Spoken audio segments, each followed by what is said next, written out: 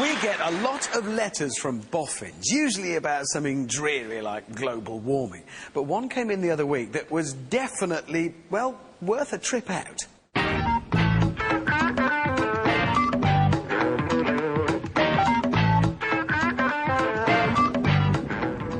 You see, the boffin in question has been tinkering with radio-controlled cars, but not the sort you might find under your Christmas tree. Now, see that car over there? James, if you would, please. Right.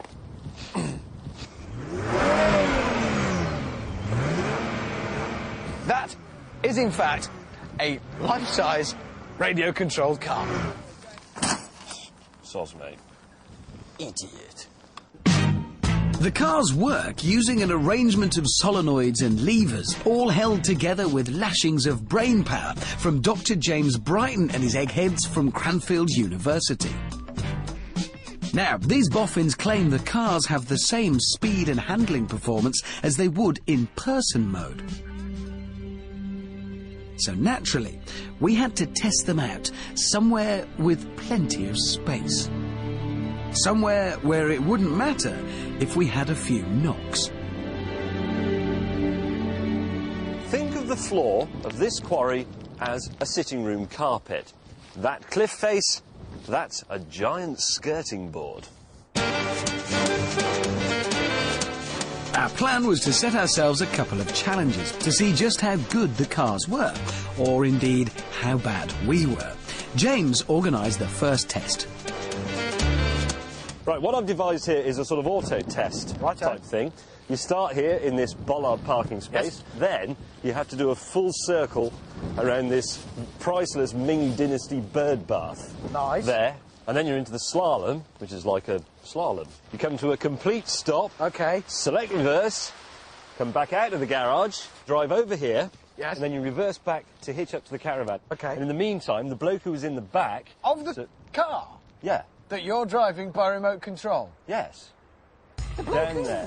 Yes, James had decided that whichever one of us wasn't driving would have to be a passenger in the car that was being driven. But there's a good reason, because you get out here and you go sprinting off down there. Well, I won't, obviously I'll walk. And there's a big plunger that you press, and that starts the demolition ball of death. Right, what happens when you press the plunger... Of death is this, swings backwards and forwards. Yes. Okay, and the bloke who's driving the car has to get through without being hit by the ball of death. Do you know what? I love your course, but I think you've missed a trick with that garage. What, windows? No, something else. Hello, yes. We'd like to buy, well, everything, please. Right, double jeopardy. Hit any of this lot and it's extra points off. OK, but can I just point out that Charles Dickens' head is already broken off? All right. So there's no points for that. How did my life bring me to this point, getting into this car, driven by him?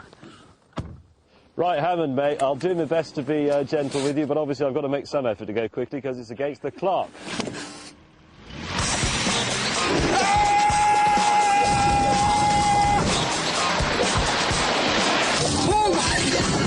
Far too wide. What was that? No! Christ, the big thing! That was completely wrong.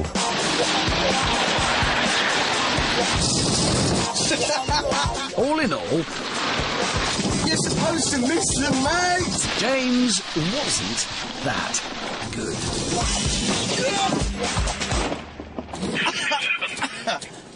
Sorry, mate. You are utterly useless! And obviously I would be so much better. That's very weird. Not very easy, this.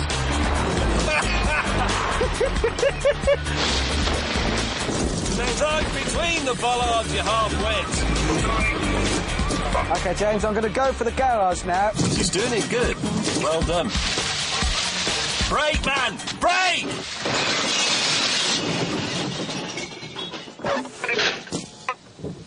Sorry. No! No! Sorry.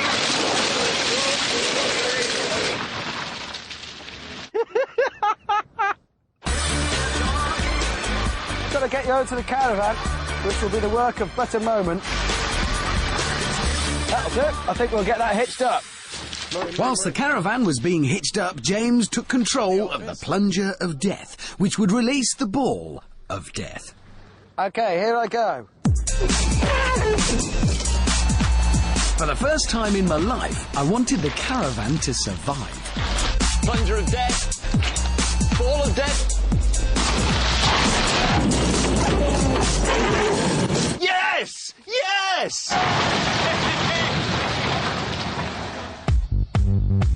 We'd got our eye in with the auto test, but now it was time to see if these real-life radio-controlled cars were any good at speed. And to add a bit of jeopardy, we'd brought in some competition in the form of a 13-year-old girl.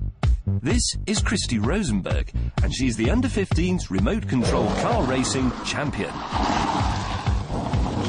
Right, for this next task, we're going to try something a bit more straightforward, but I think it's going to be a lot faster. It's a race. Basically, it's a big oval, so along this straight here, curve at the bottom, and then it gets quite tight on the back straight, quite narrow there, round that other end and up to the start line again. We'll do 3 laps, but then at the end, there's a sort of grand finale. You'll note over there the ramp, and the other side of which is a caravan. I think you can see where this is going. You jump up the ramp, over the caravan, and let's say 10 points for whoever goes the furthest. Got it? Right. Now, just so as you know, Richard is driving the Vauxhall, Christy is driving the BMW, and I'm driving the lovely Ford Scorpio.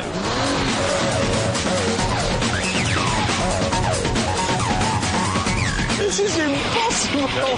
After just 50 yards, James brought my race to an end. Oh, what have you done? You've destroyed my car! How come your car's just going round properly? She said nothing.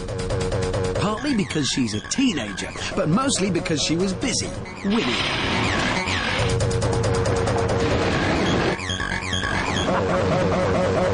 Now, that might look like James in the lead, but in truth, Christy was coming up to lap. Again.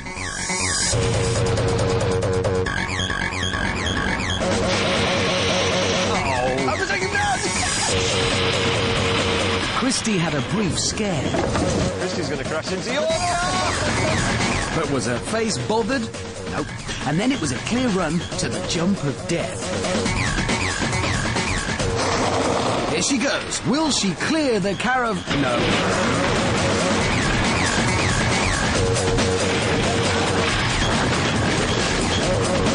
Never mind. Maybe James will clear... No.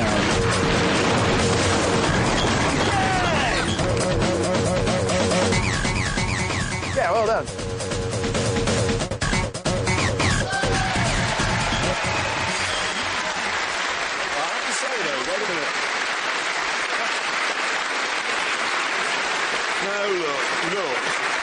You two were rubbish. Yes, well, and yes, now we were. I'm afraid I'm going to relieve myself all over your bonfire because I've brought along a radio-controlled car that has a rather special party piece. Really? Can I play the piano? A bit better than that, James. OK? Can we dim the lights? Can we just get the lights down? OK, it's over there. If you look, it is a Vauxhall Astra VXR. Here it comes. Moving towards us now. And if you just watch carefully, you'll note that it has now taken off. It is flying. It's floating. No, it's not floating, James. It's flying. And there are no wires either. Before you say that, it has no wires suspending it. There is a man controlling that with a radio control thing. Amazing!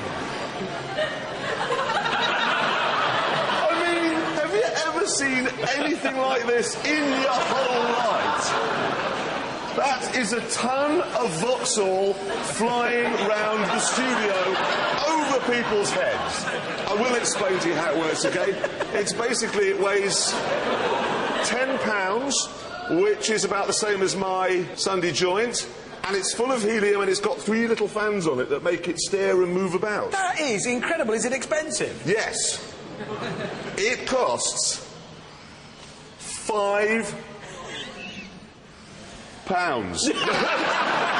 It is 60,000 quid. Really? 60,000 quid and worth every penny. Ladies and gentlemen, That's a flying amazing. Vauxhall.